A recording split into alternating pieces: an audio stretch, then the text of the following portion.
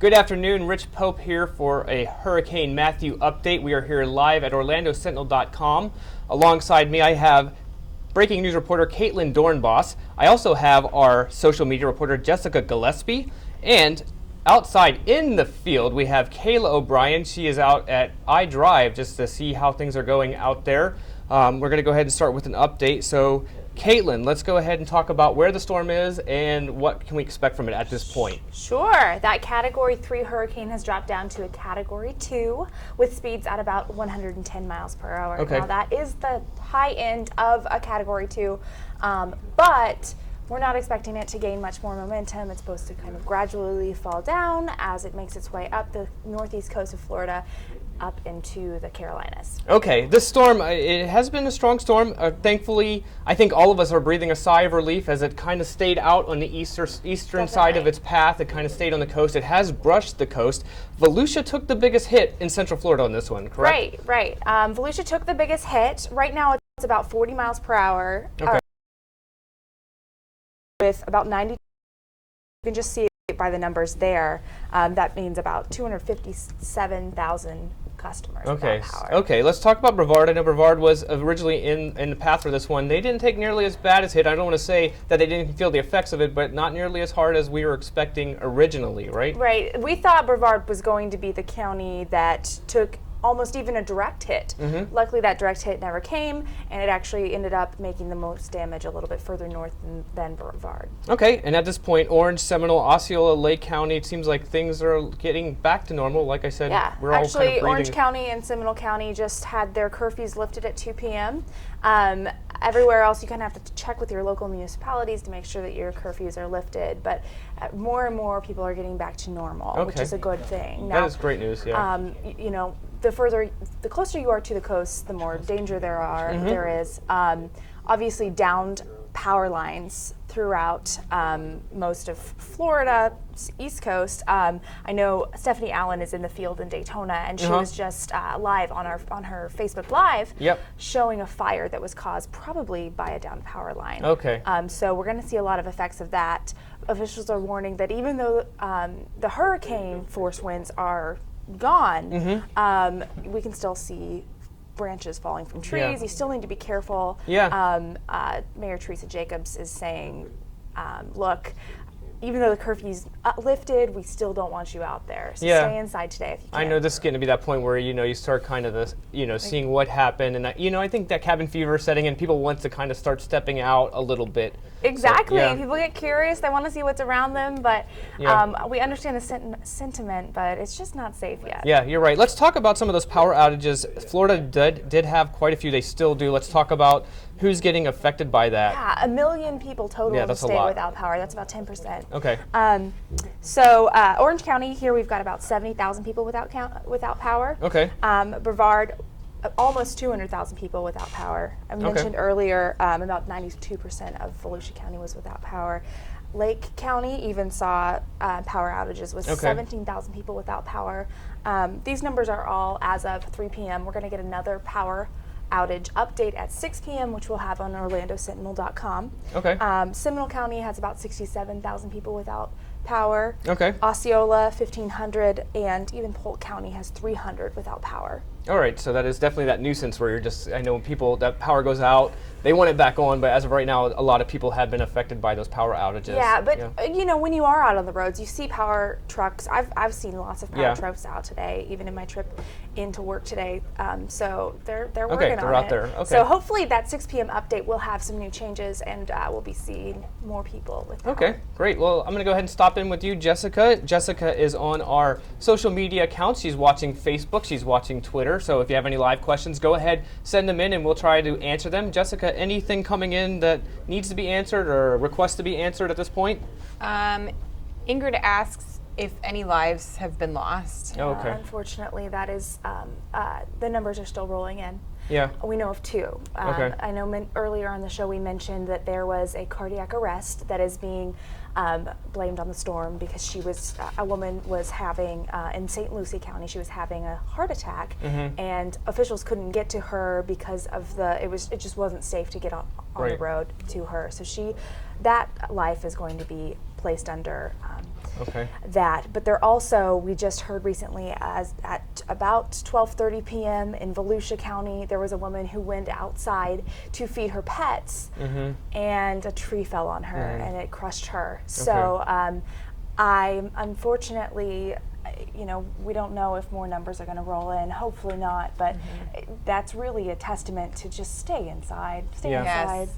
Your life is worth it. Absolutely, that's sad to hear at this point. Yeah, I know this has been a deadly storm. I mean, you look at some of the reports coming out of Haiti. Reuters reported over 800 were killed there. So this was a very deadly storm, very strong storm that came here. And I know that was the main concern as it started making its way up towards Florida. So we're incredibly lucky we didn't have that direct impact hit, but we're still going to feel that deadly. Absolutely. Okay, let's go ahead and talk about some of the businesses opening with Jessica. Jessica, how about that? Like, I know curfews are lifting. People are trying to poke their head out, try to get an idea, what's going on. Do you think stores are opening? Are there any places that Well, I can tell you about a Florida favorite. Everybody who's been, really just needing a pub sub for the past 24 hours, Publix has reopened a few of their stores. I don't know how many of the stores they've reopened, but we've got a story on our website from Kyle Arnold, our retail reporter, and he's been to a store in Lake Mary that's open. We know one of the ones in downtown Orlando has opened up. So he did go into the Publix in Lake Mary. He said it was packed. It still didn't have any bread. So the stores are open. They probably don't have some of those like really crucial things that you were looking for before the storm. But hopefully, if you're getting your power back, there will be more food options for you now at these Publix stores and some other stores that are opening. I know some 7-Elevens have been opening up and some downtown restaurants. It seems like I was at a pizza place last night, late into the hours. I wonder if they're back open. I think Wahlburgers is opening for dinner. Okay. So. And I know Disney Springs said they're going to open partial. I don't know. We don't know what they're opening. Disney also asks, please, if you're not a tourist staying in a hotel, to try to stay away from Disney Springs tonight. They're really doing this for the people who are in hotels who don't have pretty much any options right now to go and eat other than what's directly in their hotel. But they'll be fully open in inviting everybody back, all of their guests, anybody who lives in the area and wants to go over there. Feel free. Everything will be back open tomorrow. So that's good. Some signs that life is getting back to normal. Speaking of which, I want to go ahead and stop in with Kayla O'Brien, who is out at iDrive. She is at Wonderworks. Hi, Kayla. Good to see you out there. Hi, Rich. Hey, it's looking like a lot like it did this morning. A little bit rainy, a little bit windy, but not too bad out here. We're in the heart of the tourist district, right in front of Wonderworks, and you can't really see it now, but just a few minutes ago, the line for this attraction was all the way down there to the garage. There was about 100 people in line. Wonderworks was one of the only attractions to open so early. It was open at 2 p.m. today. Fun Spots opening at 6, and the rest are opening tomorrow. Tourists were just getting stir crazy. We were talking to some people in line. They said they couldn't stand each other in the hotel room anymore. And I have someone live right here that's lived through it as a tourist. So what's your name? Aaron. Aaron, and where are you from? Scotland. Scotland. So how long are you here for? I'm here for 16 days. 16 days. So is this your first hurricane? It is, yeah. How did you feel going through it? Well, it's been very scary, the fact that all the shops are closed, so yesterday was a mad rush to get all the supplies. Exactly. So what did you do while the storm was going on? I've basically sat in my room. Yeah. I've talked to my friends. Okay. That's not too fun, though. No, it's not really that fun, but I'm looking forward to the parks opening again. Good. How was Wonderworks? Have you been inside yet? I haven't been, no. Yo, you're here to just try it out? Yeah. Okay, so what are you going to do? You're going to go to Disney, all those? Yeah, I'm going to try to do as many parks as we can. Awesome. And who are you here with? My mum, my dad, and a few of my friends. Awesome. You want to say hi to them? You're on live TV. Hi. Thank you so much. I appreciate your insight. That's awesome. Have fun. Have a really fun vacation. And in case you're wondering about the parks opening tomorrow, we have Disney World, Animal Kingdom, Epcot, and Hollywood Studios are opening early actually tomorrow at 8 a.m. SeaWorld's opening tomorrow from 12 to 7, as well as their water parks, Aquatica. Universal's opening, as far as we know, normal hours, nothing's changing there. And Legoland and Gatorland will also be open tomorrow. But other than WonderWorks and Fun Spot tonight, we're not really seeing too many attractions open yet, but restaurants, we're at Point Orlando right down the street, they're reopening, and as you can see down here, if Andrew will pan this way, cars are back on the street. We're pretty much back in business. It's just another rainy day in Orlando as far as 5:30 right now, so it seems the hurricane is past. Still a little gusty, as you can tell, but for the most part it's just a little bit inclement weather. But these tourists are not staying inside anymore. They're taking to the streets, they're walking around, kind of getting their feet a little bit moving because they were stuck inside for about 24 hours. So unfortunately, it's just raining at this time, but earlier today it was looking a little bit brighter out here. That's great to see, Kayla. It's great to see Orlando starting to get back to, tourist areas and getting back to, and somewhat back to normal in a way. How was traveling out there? I know getting out that way. What did you see on the roads? The roads weren't too bad. They were a little bit busier than they were earlier today.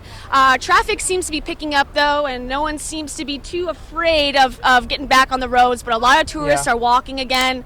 That seems to be the general consensus. Everyone's kind of getting on their feet, seeing what damage was done, and as we were walking around and driving around, we didn't see too much damage. And also, let me point out about this building behind me. A lot of people have been taking pictures of the building and saying that it was because of Hurricane Matthew that this building has been flipped upside down. So you're going to see that a lot on Twitter. Even our own reporter Kyle Arnold made a joke about that on Twitter today. So a lot of fun. People are getting back into the spirit of their vacation. So it looks like Hurricane Matthew is kind of coming to a close down here. That's great to see, Kayla. I really do appreciate you guys being out there all day. I know you guys have really worked hard. You've been troopers, and really do appreciate it. And glad to see, it's finally calming down, and you're in a safe zone. So you guys have a good evening. Be safe out there. Yeah, it's been a long day, but it's been a good day. Okay. Yeah, thank you so much. All right, so let's go ahead and stop back here with Caitlin. Caitlin, let's talk about. Actually, you know what? Let's hold on that. We're going to go live. We're going to go ahead and live with Stephanie Allen. She is out in Daytona Beach, so let's go ahead and see if we can patch in with her and get the conditions out there as well.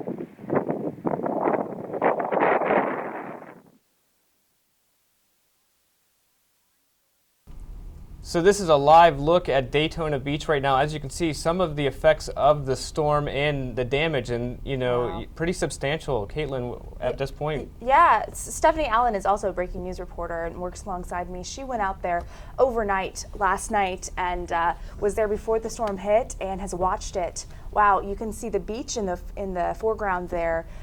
Those waves really swelling. I know that towards the flooding is expected in Volusia County, Brevard County, and Flagler County, up where she kind of is, 4 to 6 feet because of those waves swelling with the storm surge. And in Flagler County, flooding could be up to 6 to 9 feet. Well, yeah, it's surprising to see some vehicles on the road there. Yeah, this is considering Volusia was one of the hardest hit in the area. And I guess as the storm has moved on, they actually get to start to see what's going on there, and get an idea of how the storm had damaged those coastal areas. You hear a lot of people. I've seen some people online saying, "Oh well, it certainly didn't happen as hard as didn't hit as hard as we had thought," which is a great thing. But now looking on the field here in Daytona, you can tell some of those businesses are really damaged. I see a tree to the side there. Wow, that iconic image of Daytona Beach, the famous beach, and just a lot of destruction, a lot of chaos. Yeah. I've just heard word also, it's really important to mention, the death toll that I mentioned earlier has now raised to four that deaths. is unfortunate. Okay. We don't have a lot of information right now. No, but I did actually just get some information from our breaking news editor, Janet Reddick. She says a St. Lucie County couple has died of carbon monoxide poisoning after using a generator in their garage. Okay. This is according to county government's social media site. Now this is very heartbreaking. We've talked a lot, especially our health reporter Nassim Miller has talked about carbon monoxide. It's got to such get a silent killer. Got to get those generators you need to keep outside. Your generators outside. If you are one of those thousands in the state without power, please. If you're using a generator, please keep it outside and be careful with it, because we just found out that this St. Lucie County couple died because of carbon monoxide poisoning because of their generator in their garage. So don't put it in your garage. That's not outside enough. It needs to be all the way outside, not in a building at all, or else you're risking the lives of you and your family and friends. I know we talked about this earlier.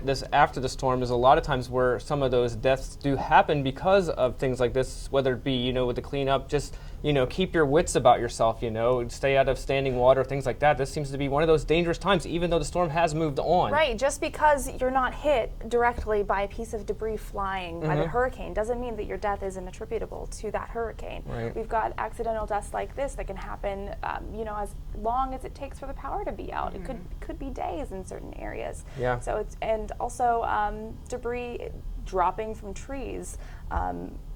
This video that Stephanie's been feeding us here.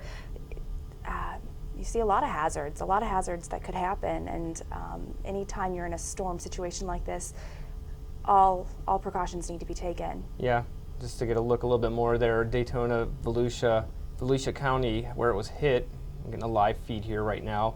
Just get an idea of, obviously the aftermath, some of the damage that had taken place. Granted, a lot more down at the coastline where we started on this video. Seemed like at that, like you said, that iconic, sign of Daytona Beach. It seemed like there was some serious damage. Wow, look at that tree there, snapped in half. Wow, it really is breathtaking to see this damage. Yeah. Because that's not what we're seeing here in downtown Orlando. Yeah. Luckily, thank goodness. It seemed like we breathed a sigh of relief over here, but obviously our coastal communities in Central Florida still did get effects from this as well. And even though this is serious, can you imagine how much worse it would have been had we actually had a direct on hit? That's what we've got to thank our lucky stars for here. Okay, well, we're going to let this feed play as Stephanie is there. We're going to go ahead and continue on, but we'll leave the feed up and you can get this live as she's there just to get an idea. I want to go ahead and touch base on the other storm that is out in the Atlantic. This is Tropical Storm Nicole, downgraded. Let's talk a little bit about that storm as well. Matthew's little sister, if you will. Nicole she was a hurricane for a while. She was a Category 1, and now she's down to a tropical storm. She's going about 65 miles per hour, and she's headed south, kind of about 5 miles per hour. She's kind of been all over everywhere, but she's not anywhere near landmass, which is a good thing. She's about 365 miles south of Bermuda, which is good news for everybody worried about, this kind of... a second storm out there, especially after the first one. Exactly. Whenever you see two storms, it gets really, it can get scary. But absolutely. I want to go ahead and take a moment and recap. This is a live update. Hurricane Matthew is at 110 miles per hour. Category 2 storm, 40 miles east of Jacksonville Beach, Florida. So it is outside of the Central Florida region, making its way towards northern Florida. Actually, it is in northern Florida, and starting to take its effect, as it aims into Georgia and those other northern states there. Yeah, look at that. Wow. Yeah. So distracted by Daytona. Wow, look at that. But yes, it's headed along the coast as we kind of projected. It's going to make its way into Georgia into this evening, and then up into the Carolinas, and then maybe flip around back towards the ocean again. Okay. I've still seen some models that have it looking like it's going to make that loop. Who knows if it'll come back and hit us as a tropical storm, but it does seem to be losing power as the storm goes on. Okay. Jessica, let's go ahead and check in with you. We are taking live questions here on Facebook, and we are monitoring the feeds. Jessica, anything else that needs to be taken care of at this point? Questions answered? No, our friends here have gotten a little quiet since we've been showing this really stunning image. We actually, we're doing this because we're live in 2 places right now, so we've got some people on both feeds. You know, a lot of people are just really stunned. I'm seeing some, I didn't think it was that bad. Yeah. And that's what we've kind of been hearing and trying to tell people, you know, it's not as bad as what could have been. And some of the places might not look bad, and you might have been looking out your window and been like, can I go outside yet? You know, it's fine here. Why am I under curfew? It's because some of these places aren't, and this is one of these places that's not okay, and it's going to take some rebuilding. It's going to take some effort. Yeah, absolutely. And it's one of those big, you know, tourist destinations. Right. It's known around the world for its beaches and its hotels and, you know, everything along this stretch that we're seeing right now. You know, that's the ocean just right on the other side of these buildings. We've heard some people aren't going to their homes again as well in Volusia County until for several days.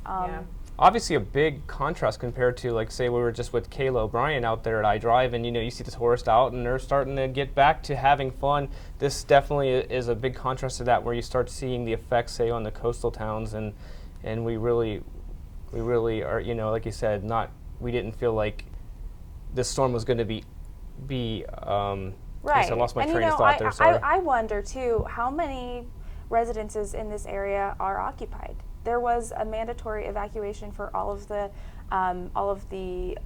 coastal areas. But you always wonder.